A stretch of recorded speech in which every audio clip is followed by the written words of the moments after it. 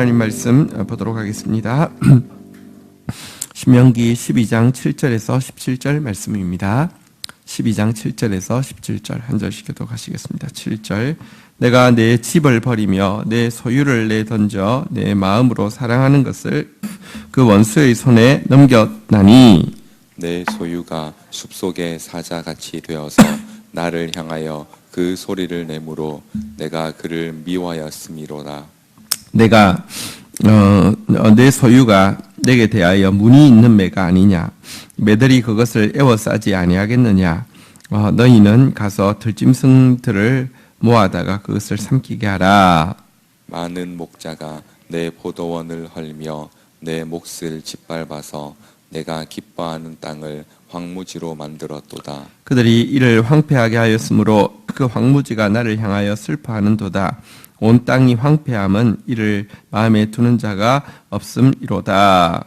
파괴하는 자들이 광야의 모든 벗은 산 위에 이르렀고 여호와의 칼이 땅 이 끝에서 저 끝까지 삼키니 모든 육체가 평안하지 못하도다.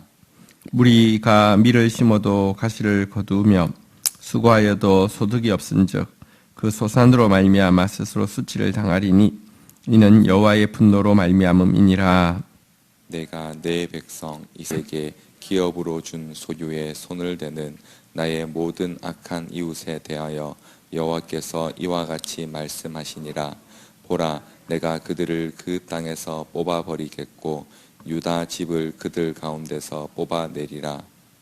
내가 그들을 뽑아낸 후에 내가 돌이켜 그들을 불쌍히 여겨서 각 사람을 그들의 기업으로 각 사람을 그들의 땅으로 다시 인도하리니 그들이 내 백성의 도를 부지런히 배우며 살아있는 여호와라는 내 이름으로 맹세하기를 자기들이 내 백성을 가르쳐 바알로 맹세하게 한 것 같이 하면 그들이 내 백성 가운데에 세움을 입으려니와. 17절 같이 읽겠습니다. 시작.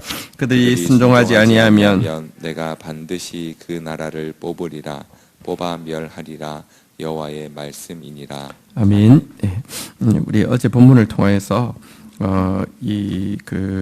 아나도 사람들의 게 임한 이 하나님의 그 진멸의 약속에도 불구하고 당장 그들이 형벌을 받는 것도 아니고요. 또 하나님 앞에 신께 싸웠던 예레미야가 당장 하나님 앞에 보상을 받는 것도 아니고요.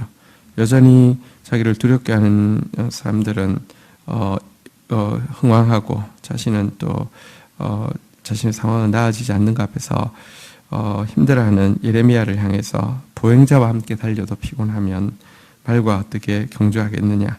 평안한 땅에서 무사하겠지만 요단강 물이 넘칠 때 어찌하겠느냐라고 하면서 하나님 도리어 그 중심 안에 있는 사실은 하나님 신뢰하지 못하는 마음에 대해서 도리어 이렇게 훈계하심으로 말미암아 그의 영혼을 일으켜 주시는 것을 보았습니다.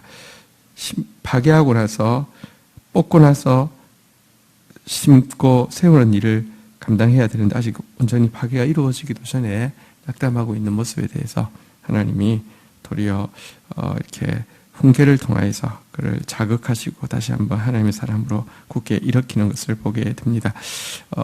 위로가 사람을 세우는 것이 아니라 훈계가 그 영혼의 영적 야성을 일깨워 주시고 있는 장면인데요. 이어지는 내용이 오늘 본문이죠. 교독하도록 하겠습니다. 자, 우리 7절, 8절 교독하겠습니다. 내가 내 집을 버리며 내 소유를 내던져 내 마음으로 사랑하는 것을 그 원수의 손에 넘겼나니 내 소유가 속의 사자같이 되어서 나를 향하여 그 손내므로 내가 그를 미워하였음이로라. 내 집, 내 소유, 내 마음으로 사랑하는 것. 하나님은 우리를 훈계하는 순간에도요, 우리를 징계하는 순간에도요, 한 번도 사랑이 식어서가 아닙니다. 그렇지만 그것을 원수의 손에 넘긴다고 이야기하시는 이유는요, 내 소유인데 내 종이고 내 자녀인데 마치 숲속의 사자처럼 나를 향해서 으르렁거리는 하나님을 향해서 어르렁거리는 그런 숲속의 사자 같은 존재가 되었기 때문에 내가 지금 원수의 손에 넘길 것이다, 이렇게 이야기하고 있습니다. 9절에 보니까 또 다르게 비유하고 있는데요. 같이 읽도록 하겠습니다. 시작. 내 소유가 내게 대하여 문이 있는 매가 아니냐? 매들이 그것을 애워싸지 아니하겠느냐? 너희는 가서 들짐승들을 모아다가 그것을 삼키게 하라.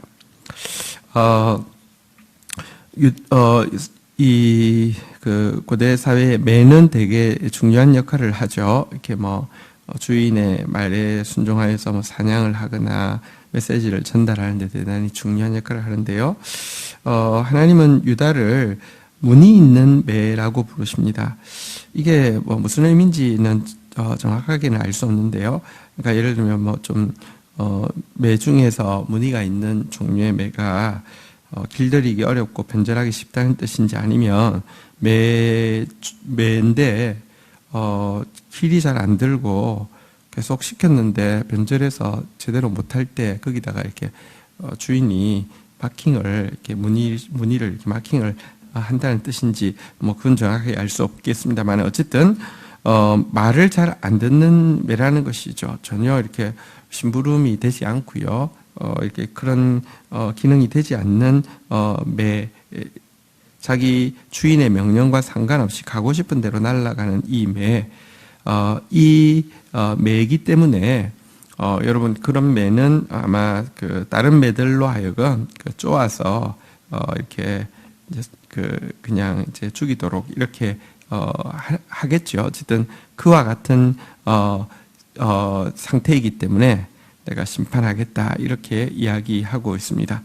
하나님을 향해서 순복하고 사단을 향해서 사자처럼 나아가야 될 우리가 하나님을 향해서 으르렁거리고 있는 모습, 하나님의 명령대로 순종하며 섬겨야 되는 매가 지 하고 싶은 대로 지 가고 싶은 대로 가는 이 문이 있는 매와 같이 된 모습, 이 모습이 유다의 모습이라고 이야기하시고요. 자, 그런데 이와 같은 일에는요, 또 이제 영향을 가장 많이 미치는 것이 이 지도자의 모습입니다. 10절, 11절 교독하도록 하겠습니다. 많은 목자가 내 포도원을 헐며 내 몫을 짓밟아서 내가 기뻐하는 땅을 황무지로 만들었도다. 그들이 이를 황폐하게 하였으므로 그 황무지가 나를 향하여 슬퍼하는도다. 온 땅이 황폐함은 이를 마음에 두는 자가 없음이로라. 여러분, 이스라엘 백성들이 하나님을 향해서 으르렁거리는 사자, 또 문이 있는 매처럼 하나님의 명령과 상관없이 살게 된 데에는 목자가 제일 큰 책임이 있다고 하나님은 이야기하십니다. 목자됨은 정말 두려운 일이고요, 영광스러운 일이면서 두려운 일입니다. 목자가 제일 책임이 크다고 이야기합니다. 목자가 하나님의 포도원을 허는 존재가 되었고, 하나님의 기업, 하나님의 분깃을 짓밟는 존재가 되었고, 하나님의 땅을, 또 기뻐하는 땅이라고 표현되어 있는데요, 그 땅을 황무지로 만드는 존재가 되었다, 이렇게 이야기하고 있고요. 그래서 그 땅이, 그 몫이, 그 포도원이 하나님을 향해서 호소하고 있다, 이렇게 이야기하고 있습니다. 그런데 이 지경이 되도록 땅이 황무해지고 몫이 짓밟히고 포도원이 헐린 이유는요, 여기 보니까 이렇게 되어 있습니다. 한번 따라하겠습니다. 이를 마음에 두는 자가 없음이로다. 여러분들, 목자는 그 포도원을 돌아보라고, 몫을 살펴보라고, 땅을 이렇게 경작하라고 세우셨지만요, 사실은 그들은 무지하여서 그 땅이 얼마나 분깃이 얼마나, 그 포도원이 얼마나 무너지는지를 보지도 못하였고요. 혹은 자기 주머니 속에 자기 어떤 이 이익만 채우면, 자기 만족만 채우면 눈도 하나 끔찍하지 않는, 그래서 마음에 전혀 두지 않는 싹군 목자였기 때문에 그 땅이 그 몫이, 그 포도원이 그렇게 비참해졌다라고 하나님이 이야기하고 있습니다. 여러분들 우리 목자는 교회도 사역자들도 있고 또 셀장도 있고요. 영혼을 섬기기 위해서 또 어린 다음 세대를 세우기 위해서 교사들도 있고요. 하나님께서 세우신 자들은요, 마음에 그것을 두는 사람이 되어야 합니다. 그것에 대해서 민감해야 하고요. 주님의 마음 가지고 섬겨야 하는데 이러지 못하기 때문에 백성들은 온통 반역에 하나님을 향해서 어른을 사자가 되었고요. 백성들은 온통 자기 마음대로 이렇게 날아다니는 쓸데없는 매가 되었다라고 이야기를 하고 있습니다. 이 때문에 하나님은 이제 심판을 명하고 계신데요. 12절, 13절 교독하겠습니다. 파괴하는 자들이 광야의 모든 벗은 산 위에 이르렀고 여호와의 칼이 이 땅 끝에서 저 끝까지 삼키니 모든 육체가 평안하지 못하도다. 우리가 밀을 심어도 가시를 거두며 수고하여도 소득이 없은즉 그 소산으로 말미암아 스스로 수치를 당하리니 이는 여호와의 분노로 말미암음이니라. 네. 이처럼 이 같은 지도자들, 이 같은 백성의 모습으로 인하여서요, 이제 그들을 심판할 파괴할 자들이 이미 광야 모든 벗은 산 위에 이르렀다. 이제 그들을 포위하고 이제 점점 압박해 온다고 이야기하고 있습니다. 그런데 이 이방의 심판의 도구로 사용되는 자들을요, 여기 보니까요, 한번 따라하겠습니다. 여호와의 칼이, 여러분, 그들이 보십시오. 이 하나님의 대적들을 물리쳐 주십시오. 이래서 될 게 아닙니다. 지금 그들이 하나님의 칼로, 여호와의 칼로 사용되어지고 있다는 것입니다. 그들을 물리치는 게 하나님 뜻이 아니라 그 앞에서 빨리 깨닫고 그 앞에서 빨리 돌이키는 게 능사라는 것입니다. 이것은 지금은 대적이 사실은 여호와의 칼이 되어서 삼킬 것이다라고 이야기를 하고 있습니다. 또한 그들 내부에서도요, 여기 보니까요, 한번 따라하겠습니다. 스스로 수치를 당하리니, 바깥에서의 심판도 있지만 안에서도 하나님 어쨌든 깨닫게 하는 것이니까요, 밀을 심어도 여러분 가시를 거둡니다. 수고하여도 소득이 없습니다. 그나마 소득을 거뒀는데요, 그 소득은요 정말 수치스러운 것입니다. 이런 일들을 겪을 때에 지금 내가 진짜 여호와의 분노 가운데 있구나를 깨달아야 합니다. 많은 사람들은 정말 착각하고 있는 것이요, 자기가 열심히 하고 있는 것에 감동을 받고 있습니다. 내가 지금 심고 있고 내가 수고하고 있고 내가 거두고 있다는 사실에 감동을 받지, 심었는데 지금 가시를 거둔다는 사실을, 수고했는데 소득이 없다는 사실을, 그나마 거둔 소산은요, 거둬놓고 보면 수치스럽다는 사실을 인지를 못합니다. 왜냐고 하면 우상 숭배는 자아가 커지는 것인데요, 자기가 하고 있는 일을 크게 생각하고 있기 때문에 죽어도 그거 하고 있습니다. 하나님이 하시는 일이 크게 보이면, 여호와의 분노가 크게 보이면, 여러분들 지금 밀을 심은 게 중요한 게 아니라 가시를 거둔 게 두렵게 여겨져야 합니다. 수고한 게 중요한 게 아니라, 수고하면 뭐합니까? 소득이 없는 게 더 크게 보여야 합니다.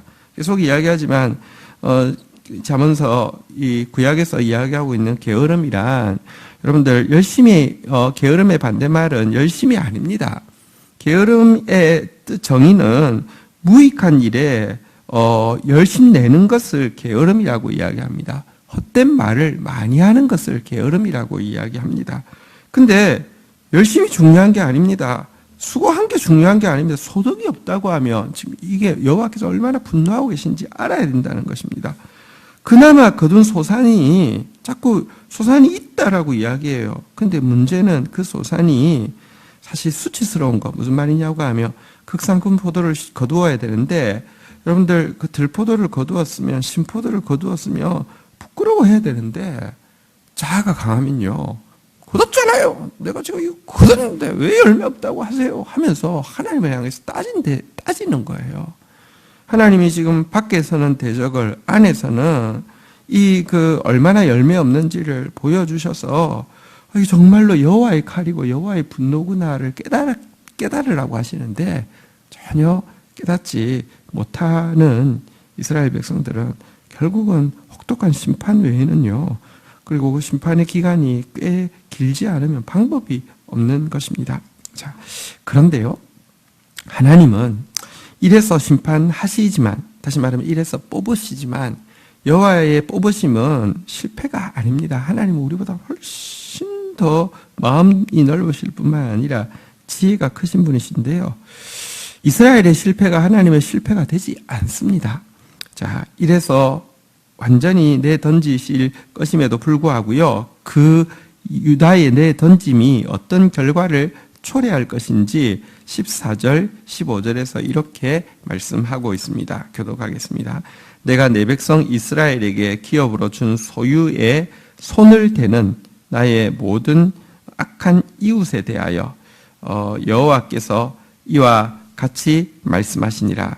보라, 내가 그들을 그 땅에서 뽑아 버리겠고 유다 집을 그들 가운데서 뽑아 내리라.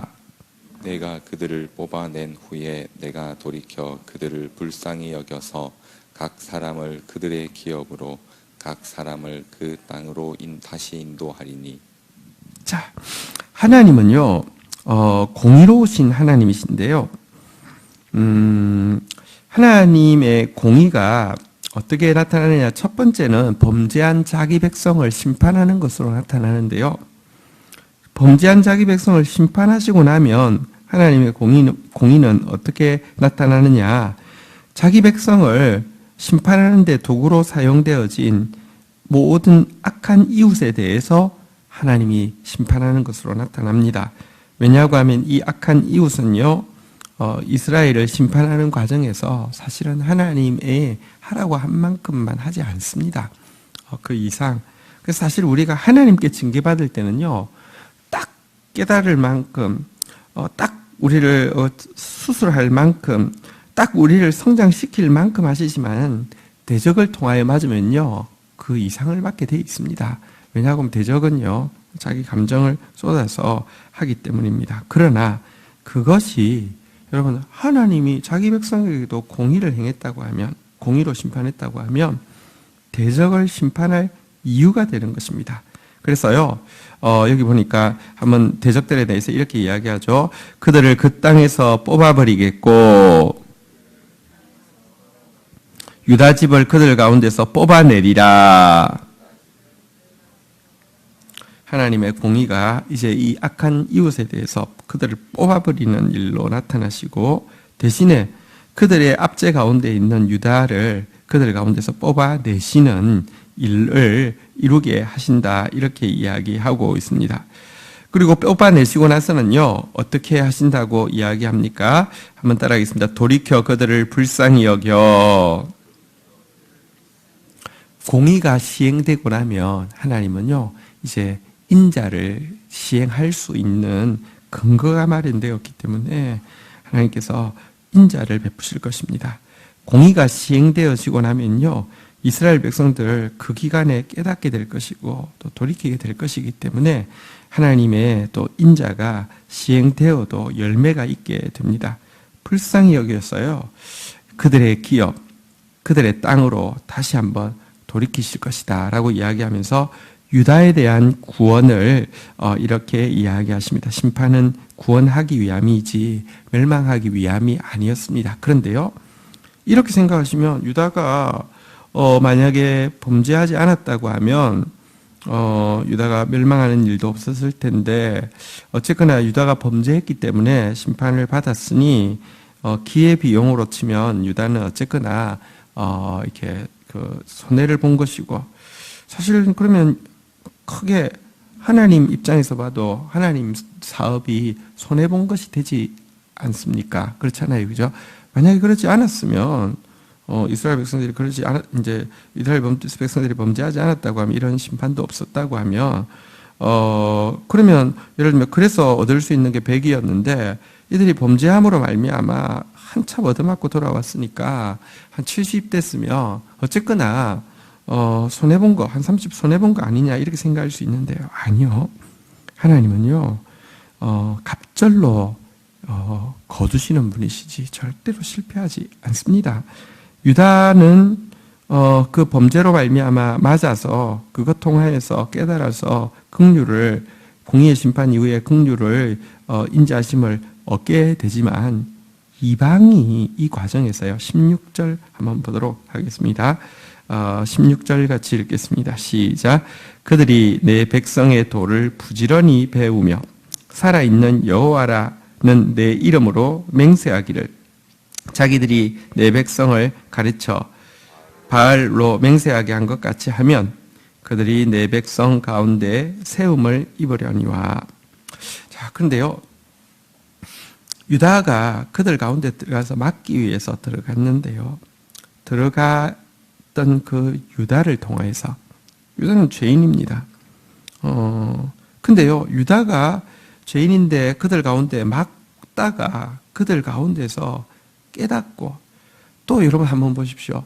하나님께서 성전이 있었던 다시 말하면 의식 종교의 중심지였던 예루살렘을 무너뜨리고요. 포로 아무것도 없는 광야와 같은 미드바르와 같은 포로된 그곳으로 보낸 이유는요. 사실은요. 그들에게 남는 것이 하나님의 다바르 하나님의 말씀밖에 없게 하기 위함인데요.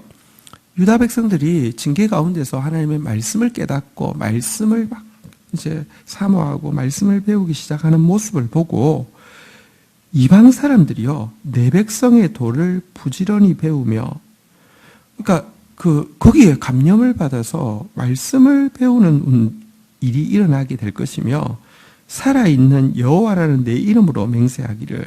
과거에는 그들은 우상을 이름으로 맹세했고, 심지어 내 백성을 가르쳐 바알로 맹세한 것 같이 그들이 내 백성 가운데서 같이 하면, 이 말은 무슨 말입니까? 과거는 이스라엘 백성들에게 바알 이름으로 맹세해, 우상에게 절해, 막 이렇게 하던 그들이요, 그랬던 것처럼 이제 도리어 영향을 받아서 하나님의 말씀을 배울 뿐만 아니라 여호와의 이름으로 맹세하게 되면 그들이, 여기 한번 따라하겠습니다. 세움을 입으려니와.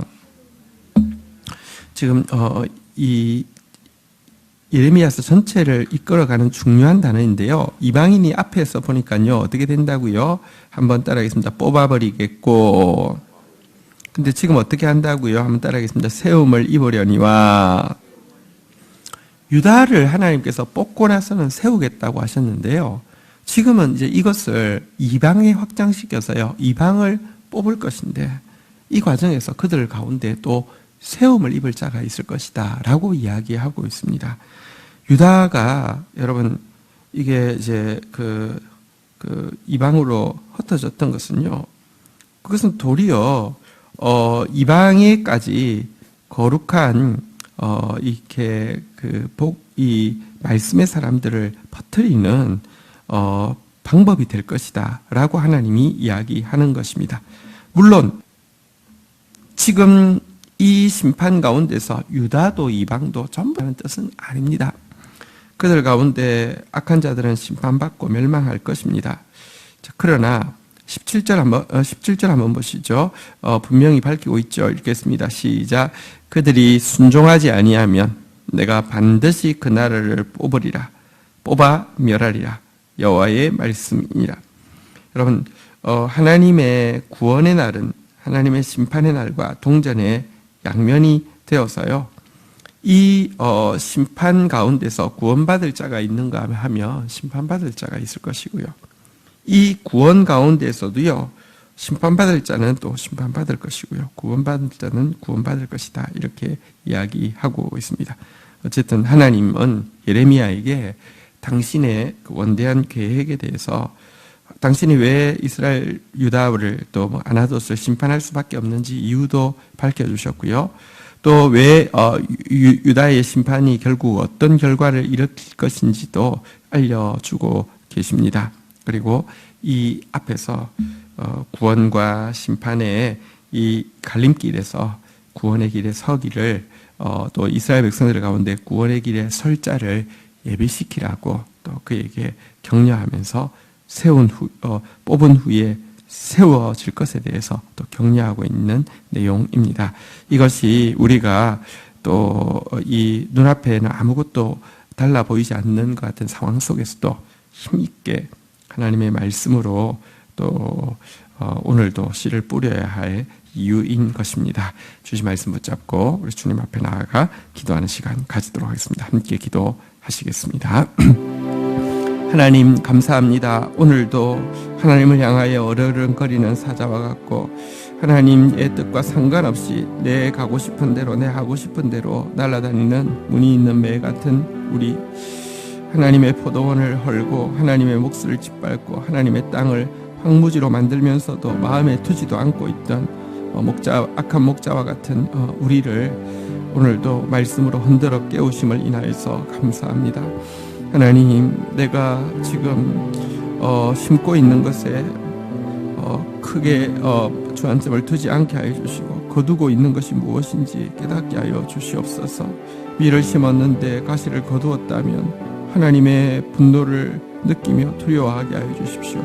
수고하는데 방점을 찍지 않게 하여 주시고 소득 없는 것을 크게 보며 탄식하게 하여 주시옵소서. 소산 거둔 것에 마음 두지 않게 하여 주시고 거둔 소산이 얼마나 들포도인지를 보고 충격을 받을 수 있도록 도와주시옵소서. 하나님, 그러나 우리에게 임한 징계가 거꾸로 결국은 하나님 공의의 심판 이후에 긍휼의 구원을 이끌어낼 뿐 아니라 그로 말미암아 하나님 말씀이 더 확산되어지며 구원이 열방 가운데 임하게 하시는 일에 반드시 쓰실 위대하신 하나님, 실패하지 아니하시는 하나님, 영광을 빼앗기지 아니하시는 하나님, 갑절로 취하시는 그 하나님을 신뢰하게 하여 주셔서 오늘도 부지런히 주의 도를 배우는 자 되어지게 하여 주시고 오늘도 부지런히 주의 말씀을 씹는 자 되어질 수 있도록 인도하여 주옵소서. 뽑은 후에 세우시는 주님을 신뢰합니다. 무너질 것 더 무너지게 하여 주시고 세워질 것 더 견고하게 세워지는 복된 하루 되어지게 인도하여 주옵소서. 예수 그리스도의 이름으로 기도 올립니다. 아멘.